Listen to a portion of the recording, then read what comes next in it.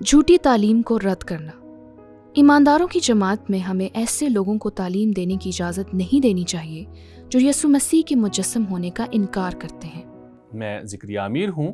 یہ اصول یسوع مسیح کی الوہیت کی طرف اشارہ کرتا ہے کہ یسوع مسیح دراصل انسانی جسم میں خدا تھا، اور یہ مسیحیت کے اندر ایک طاقتور بیان ہے، ایک طاقتور سچائی، اور یوحنا دھوکے بازوں سے نمٹنے کے لیے لکھ رہا ہے۔ ایسے لوگ جو اس پر یقین نہیں رکھتے تھے یا یہ تعلیم دے رہے تھے کہ یسوع مسیح انسانی جسم میں خدا نہیں ہے، اور اس طرح یوحنا اس مسئلے کو حل کرتا ہے، اور وہ آیت 7 میں یہ کہتا ہے، دھوکے باز۔ بہت سے دھوکے باز دنیا میں نکل آئے ہیں جو یسوع مسیح کے جسم میں آنے کا انکار کرتے ہیں۔ اب آپ دیکھیں کہ یہ چھوٹا سا جملہ جسم میں، یہ یسوع مسیح کی الوہیت کا حوالہ دے رہا ہے کہ لفظ جسم بن گیا، اور یوں یوحنا کہتا ہے یہ دھوکہ دینے والا اور مخالف مسیح ہے۔ نہیں، یہ ایک بہت مضبوط بیان ہے کہ جو بھی اس بات سے انکار کرتا ہے کہ یسوع مسیح خدا نہیں ہے، مخالف مسیح ہے، اور جو کوئی اس حقیقت کو چھپاتا ہے، مخالف مسیح ہے، کیونکہ مسیح پر ایمان لانا یہ ہے کہ وہ باپ کے ساتھ ایک ہے۔ ایک بار پھر ہم انجیل میں دیکھیں گے، اور مجھے صرف اس کو دہرانے دیں کیونکہ یہ بہت طاقتور ہے۔ یوحنا کی انجیل آیت 1، مسیح کی الوہیت، ابتدا میں کلام تھا، اور کلام خدا کے ساتھ تھا، اور کلام خدا تھا۔ یہ بالکل واضح ہے، لیکن وہ کلام کون تھا؟ جو خدا تھا۔ ٹھیک یوحنا کہتا ہے، کلام نے جسم لیا، یہ یسوع ہے، کلام جسم بن گیا اور ہمارے درمیان رہنے لگا، اور ہمارے۔ یوحنا یہاں خاص طور پر رسولوں کی طرف سے لکھ رہا ہے۔ ہم نے اس کا جلال دیکھا، باپ کی طرف سے اکلوتا بیٹا، فضل اور سچائی سے بھرا ہوا ہے۔ اب یہاں ایک مسئلہ ہے جن سے یوحنا خطاب کر رہا ہے، جیسا کہ میں نے کہا، کیونکہ وہاں جھوٹے استاد تھے، اور آیت 11 میں وہ اس کے بارے میں بہت اہم بات کرتا ہے۔ جھوٹے استاد، جو کوئی بھی مسیح کی تعلیم پر قائم نہیں رہتا۔ اب مسیح کی تعلیم کیا ہے؟ ہم تمام اناجیل میں دیکھ سکتے ہیں، ٹھیک ہے ہم واپس جائیں گے، لیکن ایک معاملہ یوحنا کی انجیل کے اندر ہے جہاں یوحنا نے اس کے بارے میں لکھا ہے۔ ایک واقعہ تھا جو یسوع اور مذہبی رہنماؤں کے درمیان ہوا تھا، اور وہ ابراہیم کے بارے میں بات کر رہے تھے کہ ابراہیم ہمارا باپ ہے، اور یسوع نے ایک طاقتور بیان دیا۔ اس نے کہا، ابراہیم سے پہلے میں ہوں۔ اب وہ جانتے تھے کہ اس کا کیا مطلب ہے، کیونکہ خدا نے یہی کہا جب اس نے جلتی ہوئی جھاڑی میں موسیٰ سے بات کی، اور موسیٰ نے کہا، میں اپنی قوم کو کیا بتاؤں کہ تمہیں رہائی دلانے کے لیے کس نے مجھے بھیجا ہے؟ اور خدا نے کہا، ان سے کہنا کہ میں ہوں نے مجھے بھیجا ہے۔ اور جب یسوع نے کہا، ابراہیم سے پہلے میں ہوں، وہ خدا ہونے کا دعویٰ کر رہا تھا، اور اسی لیے انہوں نے اس کو مارنے کے لیے پتھر اٹھائے۔ تو یہ مسیح کی تعلیم تھی۔ اب بہت سارے دوسرے حوالہ جات ہیں، لیکن یہ ایک طاقتور حوالہ ہے، جھوٹے استاد۔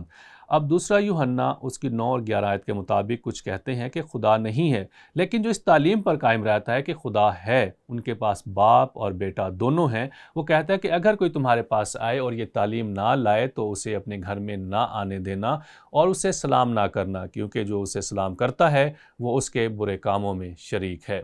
یسوع خدا ہے۔ جو کوئی بھی اس تعلیم پر قائم نہیں رہتا اور اس سے آگے بڑھتا ہے، اس کے پاس خدا نہیں ہے، اور جو کوئی اس تعلیم پر قائم رہتا ہے کہ وہ خدا ہے، اس کے پاس باپ اور بیٹا دونوں ہیں۔ اگر کوئی آپ کے پاس آئے اور یہ تعلیم نہ لائے تو اسے قبول نہ کرنا۔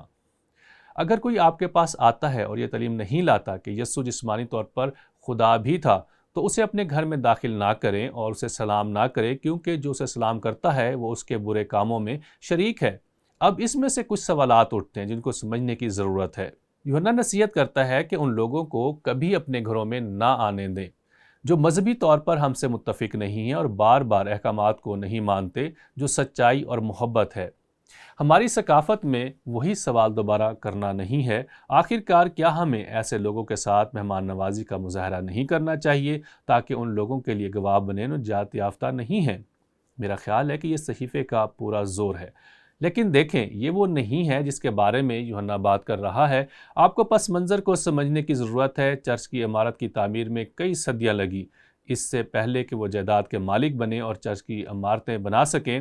انہیں ملنا تھا چھوٹے گھروں میں، بڑے بڑے گھروں میں، اور نئے عہد نامے کی دنیا میں کچھ بڑے گھر تھے۔ آپ کو صرف افسس کی کھدائی میں جانا ہے، آپ کو کچھ بڑے گھر نظر آئیں گے جن کی کھدائی ہو رہی ہے اور جو ایمانداروں کو ملے تھے، اور اس طرح بنیادی طور پر یوحنا جو کہہ رہا ہے وہ یہ ہے کہ جس گھر میں میٹنگ ہوتی ہے وہاں پر آپ گھر میں کسی کو بھی اندر آنے کی اجازت نہ دیں، اور گرجا گھر کا ماحول ایسا ہو کہ اگر کوئی اجنبی اندر آتا ہے اور آپ کو لگے کہ اس کے پاس سچائی نہیں ہے تو ایسوں کو سکھانے کا موقع نہ دیں۔ یوحنا ادھر جو کہہ رہا ہے وہ یہ ہے کہ اگر کوئی آپ کے گھر میں آتا ہے اور وہ ایمان نہیں رکھتا کہ یسوع مسیح خدا تھا اور ہے تو انہیں گھر کے اندر نہ آنے دیں اور انہیں سکھانے کا موقع نہ دیں۔ کسی کو بھی گرجا گھر میں آنے کی اجازت نہ دیں اور انہیں جھوٹی الہیات اور غلط نظریہ پیش کرنے کی اجازت نہ دیں۔ لہٰذا اگر آپ اس ماحول کو سمجھتے ہیں تو آپ سمجھیں کہ مسئلہ کیا تھا اور یوحنا کیا بتا رہا ہے کہ اگر کوئی آپ کے گھر میں جھوٹی تعلیم لائے اور دروازے پر دستک دے اور ان کا تعلق جھوٹے مذہب سے ہو، انہیں گھر میں آنے کی اجازت نہ دے۔ آپ اس اصول کی خلاف ورزی نہ کریں۔ اگر کوئی آپ کے گھر آتا ہے، آپ ان سے کہتے ہیں اچھا اندر آؤ اور بیٹھو اور مجھے بتاؤ کہ تمہارا کیا ایمان ہے۔ اگر آپ ایسا کرتے ہیں تو آپ اس بات کا یقین کر لیتے ہیں جو آپ نے سنا ہے یہ یوحنا کی تعلیم کے مطابق نہیں ہے۔ وہ جو تعلیم دے رہا ہے وہ یہ ہے کہ ہمیں کبھی بھی کسی کو یہ سکھانے کے لیے پلیٹ فارم نہیں دینا چاہیے جو کہے کہ یسوع مسیح خدا نہیں ہے۔ اب آپ جانتے ہیں نئے عہد نامے کے لوگوں کو کچھ حقیقی مسائل درپیش تھے۔ ان کے پاس بائبل نہیں تھی جیسا کہ ہمارے پاس ہے، ان کے پاس صرف کلام کے کچھ حصے تھے، اور ان کے پاس ایسے لوگ تھے جو مختلف تحائف کے ذریعے مافوق الفطرت طور پر سچ بولنے کے قابل تھے، لیکن بہت سارے جھوٹے استاد تھے۔ لہٰذا انہیں جانچنا اور ثابت کرنا تھا اور یہ یقینی بنانا تھا کہ وہ واقعی سچ کی تعلیم دے رہے ہیں۔ در حقیقت آپ کو دلچسپی ہوگی کہ دیدیاچی چھوٹی سی دستاویز تھی، اس کے بارے میں لکھا گیا تھا یہ کتاب کا حصہ نہیں ہے لیکن ایک ایسے مسئلے کی عکاسی کرتا ہے جس سے یوحنا نمٹ رہا تھا اور وہ اس سے نمٹنے میں دیدیاچی کی پڑھنے میں کوشش کر رہے تھے۔ مثال کے طور پر دیدیاچی میں یہ پڑھائے رسولوں اور انبیاء کے بارے میں۔ اب یاد رکھیں کہ یہ تمام انبیاء اور رسولوں کے بعد ہے کیونکہ غالباً اکثر رسول اس منظر سے گزر چکے تھے اور یوحنا شاید اس وقت زندہ تھا، لیکن ہو سکتا ہے کہ اس کے پاس یہ نہ ہو کیونکہ جب دیدیاچی لکھی گئی تھی تو وہ بہت بوڑھا ہو چکا تھا، وہ شاید زندہ نہیں تھا، اور رسولوں اور انبیاء کے بارے میں انجیل کے حکم کے مطابق اس طرح عمل کیا۔ ہر ایک رسول جو آپ کے پاس آئے اسے خدا کے طور پر قبول کیا جائے، لیکن وہ ایک دن سے زیادہ نہ ٹھہرے، یا اگر ضرورت ہو تو 1 سیکنڈ ٹھہرے، لیکن اگر وہ 3 دن ٹھہرے تو وہ جھوٹا نبی ہے۔ اب آپ دیکھیں کہ ایک سچے رسول نے مسئلہ سمجھا اور اس کی مخالفت نہیں کی۔ یہ وہ جھوٹا نبی ہے جو 3 دن، 4 دن، 5 دن، 6 دن آنا چاہتا ہے۔ کیوں؟ فائدہ اٹھانے کے لیے اور جھوٹا عقیدہ سکھانے کے لیے، اور اس طرح وہ اس کے ساتھ مرنے کی کوشش کر رہے ہیں۔ اور جب کوئی رسول رات دیر کو نکلے تو اسے چاہیے کہ وہ قیام تک پہنچنے تک کوئی بھی روٹی قبول نہ کرے، لیکن اگر وہ پیسے مانگے تو وہ جھوٹا نبی ہے۔ دوسرے لفظوں میں پہلی صدی میں بھی اتنے زیادہ جھوٹے نبی اور جھوٹے رسول ظہور پذیر ہوئے کہ انہیں اس بات کو یقینی بنانے کے لیے بہت سخت قوانین مرتب کرنے پڑے کہ وہ لوگوں سے فائدہ نہ اٹھائیں، اور ایک کام جو جھوٹے رسول نے کیا وہ تھا پیسے مانگنا۔ پیسے مانگو، جو یقیناً ہر اس چیز کی خلاف ورزی تھی جو پولس نے سکھائی، اور پھر وہ زندہ رہے کیونکہ اس کی خدمت میں یہاں تک کہ جب وہ حقدار تھا، یہاں تک کہ جب وہ روٹی کا حقدار تھا، وہ نہیں لیتا کہ وہ یہ نہ سوچیں کہ وہ صرف ان سے کچھ حاصل کرنے کے لیے موجود ہے۔ تو آپ دیکھیں گے کہ پہلی صدی کی دنیا میں انہیں کچھ غیر معمولی مسائل درپیش تھے۔ یہاں دیدیاچی سے ایک اور دلچسپ اقتباس ہے، اس لیے اپنے لیے بشپ اور ڈیکنز کا تقرر کریں جو خدا کے لائق ہوں۔ اب یہ دلچسپ ہے کیونکہ یہ نئے عہد نامے میں قیادت کا ظہور ہونے والی کہانی کا حصہ ہے، کیونکہ رسولوں اور انبیاء اور اساتذہ نے گرجا گھر قائم کرنے کے بعد انہوں نے ان گرجا گھروں کی قیادت کے لیے بشپ یا بزرگوں کو ایک اور لفظ ڈیکنز مقرر کیا۔ اور اس لیے دیدیاچی کیا کہہ رہی ہے؟ رسولوں اور نبیوں اور استادوں پر بھروسہ نہ کریں، خاص طور پر وہ لوگ جو رسول ہونے کا دعویٰ کرتے ہیں۔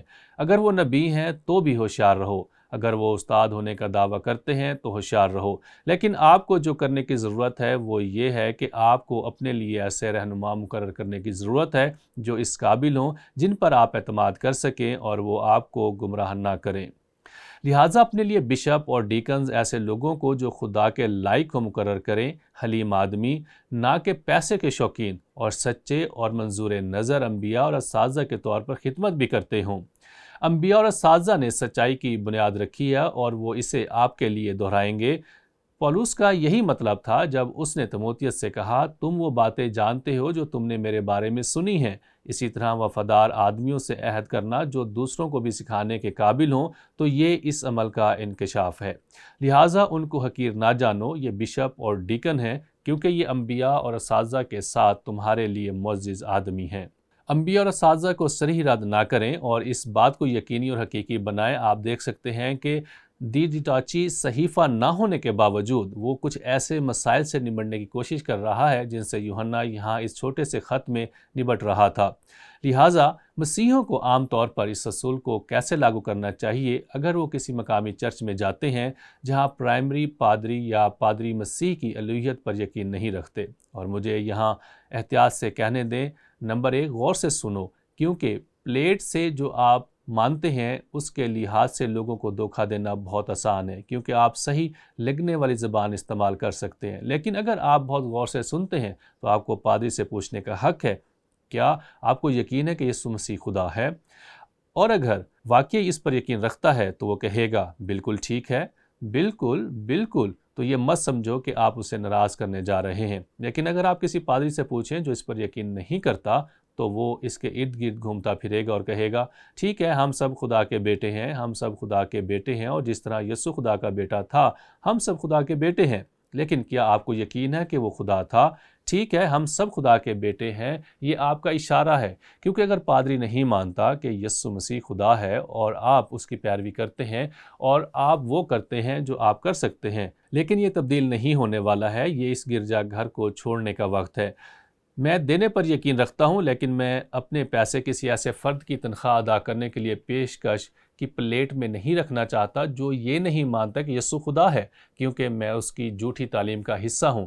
لیکن فضل کے ساتھ ایسا کرو، لیکن اگر آپ کو ایسا کرنا پڑے تو کریں، کیونکہ خدا نہیں چاہتا کہ ہم کسی ایسی چیز کا حصہ بنیں جو سکھاتا ہے کہ یسوع مسیح خدا نہیں ہے۔ وہ خدا تھا، وہ جسم بن گیا اور رسولوں کے درمیان خاص طور پر اور دوسروں پر باپ کو ظاہر کیا۔ انہوں نے اس کے جلال کو دیکھا، اکلوتے باپ کا جلال، فضل اور سچائی سے بھرا ہوا۔